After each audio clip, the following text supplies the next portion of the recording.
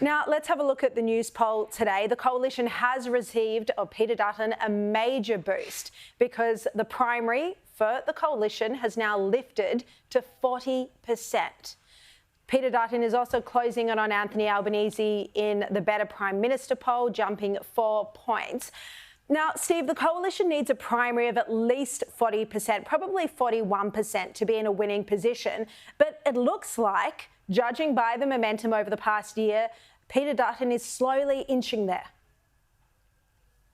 Slow and steady, and the point about it is that he's now in a position where he can say in an election campaign to every Australian, do you feel better off now than you did 3 years ago, which is the line that Donald Trump used to get elected in the United States. And of course the answer to that question is no.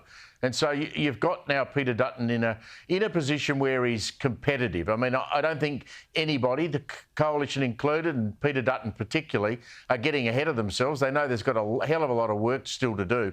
But Peter Dutton now has the perfect opportunity. You've got to fight this election on policies, not on past records. So he's going to fight it on cost of living, immigration in particular.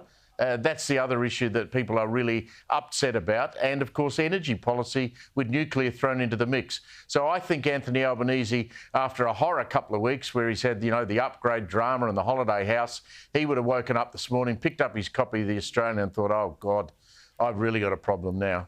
You see, that's what I'm not sure about, because even when we could all tell that The Voice was going to be defeated, Joe, Albo was still, even privately to you, insisting that he was going to win. I don't know if I've ever... But surely at this point, Albanese once boasted he'd never lost a news poll, but even surely he must be getting worried now. I would certainly never reveal any private conversations I haven't had, but certainly I can say the one thing that troubles me most about Albo is his confidence, and that even when, and you need that to be a politician, because you need that Albo. I'm not saying you did, but you were on this show. On this show saying Albanese says he's going to win. But he is very confident. He's very confident, and he's often, in my view, too confident. And obviously that confidence was misplaced in The Voice, and that was something I was saying publicly, that this is, delusional would be a word I'd use. Yeah, that's right. Agreed, and again, Steve. I think this is a useful wake-up call. I mean, there was a school of thought among sections of the Labor Party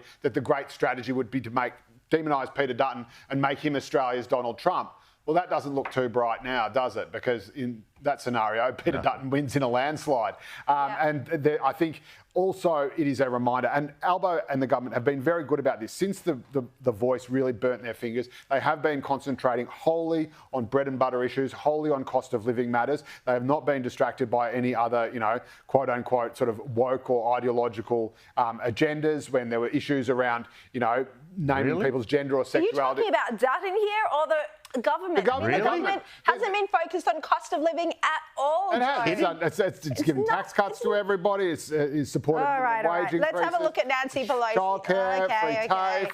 But point being, they have learned their lessons. There are a lot of lessons to learn, and if they just stick to the centre, they'll be all right. And this hasn't been. Obviously, Labor is going to get bad polls. You get it, Joe, but the government has not learned its lesson. There's no question. I'm sure they will take my counsel with me.